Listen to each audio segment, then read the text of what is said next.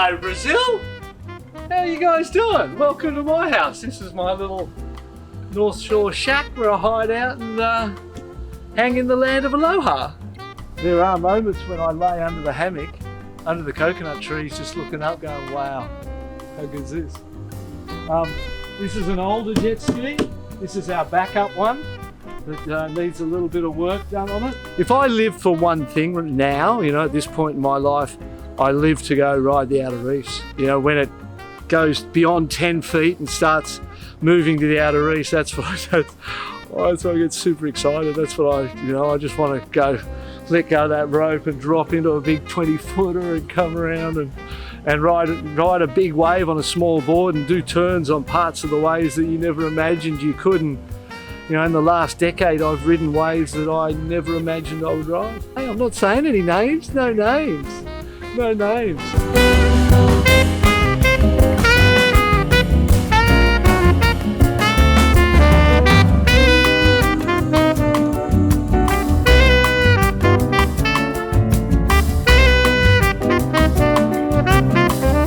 Yeah, I suppose, well, it's, you know, it's one of the original sort of plantation style homes, and it's been here since the 60s, and you know, we bought the place in 1989. Aaron Chang and I went halves, and they were the exact couches that were there. Yeah, proper retired. Well, you know, I don't compete anymore, but I surf every day, and I'm more into surfing now than I ever was. That's for sure. I just love it so much, and I get to ride so many different types of waves and ride so many different types of boards. Who would have thought that, you know, even if you look at the foiling, who would have thought that you'd be riding a surfboard in the air on a hydrofoil? All of the stuff that we get to do in this modern day and age of surfing, when you retire from professional surfing and you're not so narrow in your focus, is wonderful.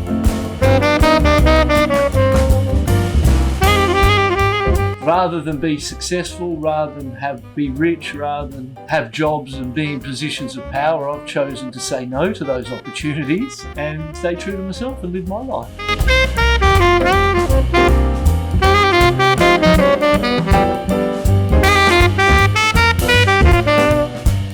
This year, 2022, started in Hawaii. We're 2 events in and we're moving to Portugal next, and it was a unique start. I mean, the fairy tale of Kelly Slater winning their 56th event and nearly being 50 years of age and cementing himself as the greatest athlete across any sport, perhaps, was absolutely incredible and a tearjerker. I was sitting here, right here, watching it, just had me in tears. So it's been super interesting and a very different start to the year. Hawaii's had its influence on things and the way the ratings stand at this point in time. I do believe that Sunset is a wild card. And if anywhere's going to give people opportunity, it can be Sunset, and we saw it play itself out in that way. So that wasn't so surprising. Pipeline was pretty surprising in a lot of ways, but Portugal, who knows? Be interesting to say. You know, I will tell you one thing. It ain't the same without Gabriel Medina there. In a way, he's always been my favourite competitor since he sort of came on the scene, because I like people who don't play and muck around. When I was on that tour, I was there to win, mate. I'm not there to be popular, to make friends. I was there to win.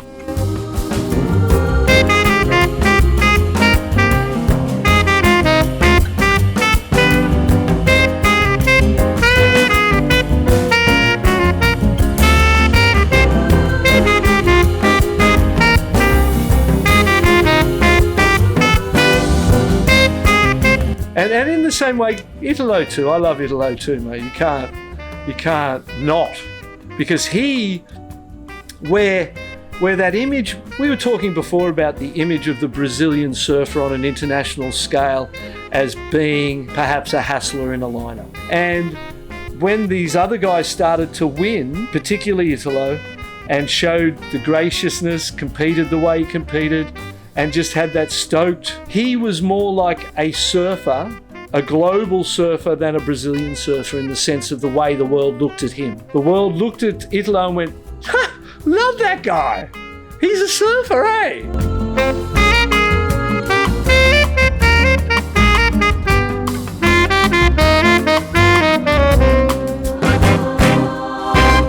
But again, everything changes. Baron Mamiya going in at number 1 in the world is going to be a really interesting thing to watch. How does he perform? Does he just fly and just go and just get tubed and come out? It's still in it. And you go, wow, I never thought he'd do that. Or does he, the pressure of it, we saw the pressure of it change Kelly Slater. He's only in it for 1 comp. And he was a different person at Sunset competitively to who he was at Pipeline, because success and the circumstance of your environment always change.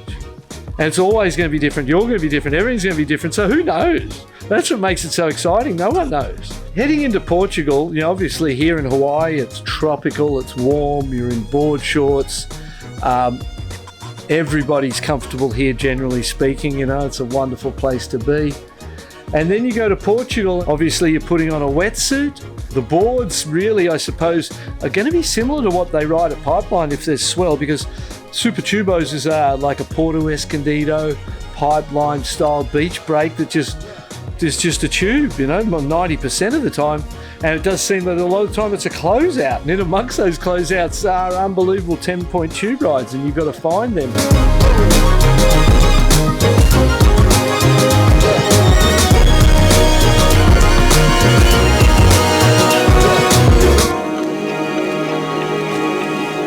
It's right there. It's open for anyone, and there's enough time left for anyone to make a run and find themselves in that final 5 and win a world title. I mean, obviously, there's 3 people that I think everybody could say, and that would be Italo Ferreira, Felipe Toledo, and John Florence. They're, for me, the 3 guys who I imagine will be at lowers for the finals, and the other 2 are anyone's.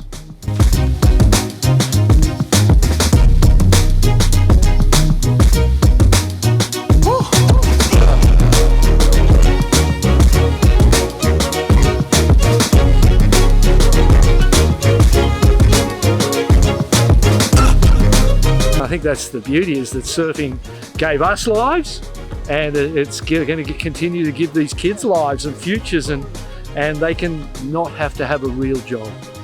Because real jobs suck pretty much. Having a job that means you go surfing, or you paint pictures, or you do something that you love, anything, if you love it and you can do it for money, it's a balance to not have the money spoil the love. But if you can manage that road to be able to spend your life doing something you love and get paid for it, that is the dream. Thank you.